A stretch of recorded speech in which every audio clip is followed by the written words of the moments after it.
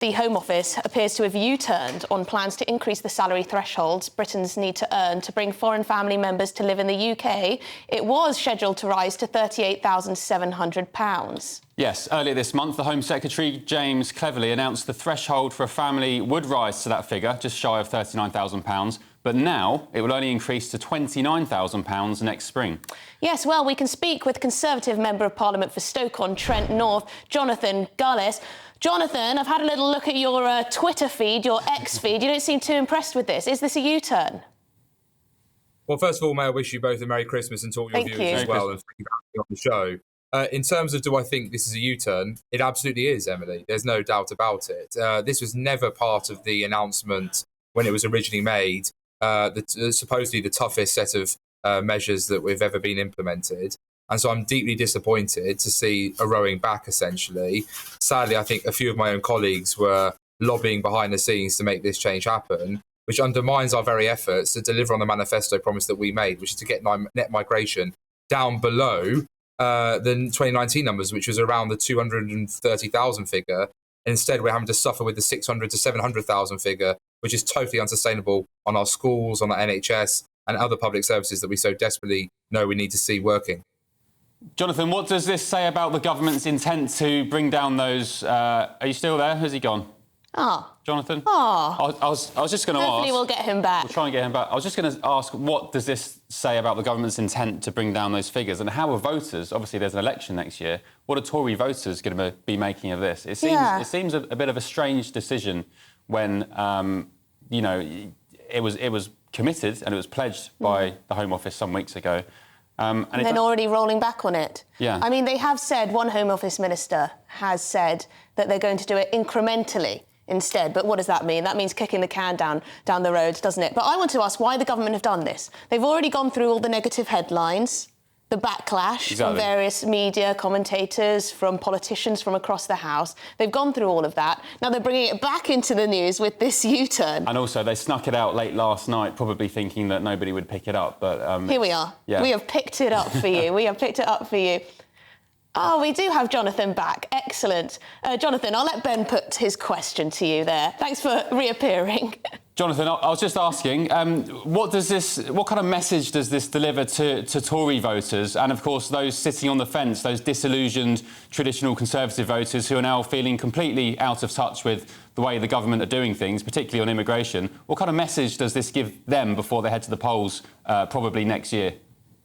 Well, very fair question, Ben. And I'll tell you what the message it sends to me as a Conservative Member of Parliament. You know, we're meant to be acting now in good faith, working with the government to try and make sure this Rwanda legislation works.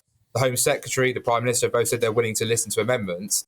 But yet, when they do listen and when they then do act, they seemingly then row back and use, as you rightly pointed out, the holiday period to sneak this out, which is totally inappropriate and also goes against, to say, the very announcements that they themselves made from the dispatch box in the briefings they gave to you and to me in the media. So I think for those voters, they'll just be deeply disappointed that they've heard the rhetoric, they're not seeing the follow through with the delivery. And I'm becoming increasingly frustrated because ultimately all I want us to do is to demonstrate that when we voted to take back control of our borders, that we as a party, the party in government, were deadly serious about making sure that people felt like they had that very thing in control. And it seems to be, with net migration around 600,000, that those borders are no longer in control. And that what we've done is swap free movement from mass migration from elsewhere in the world, which was not what the 2016 referendum was about, and what was not what us bringing an Australian points-based immigration system was about either. Jonathan, so why do you think the government have done this? Is it the Treasury, pressure from the Treasury? Is it because there have been many stories of people saying they wouldn't be able to bring the love of their lives over here because they don't make that amount of money? Is it about listening to people who are angry about this policy, or is it about the Treasury putting pressure on? Well, look, we know the Treasury has some weird orthodoxy that seems to believe that migration actually adds to GDP when actually the data itself argues against that, because, of course, the migrant who's coming over for work does not take into account in Treasury figures their dependents that will come over and their wider family members who would need access to our social and healthcare system, our school places, which all come at a cost to the British taxpayer.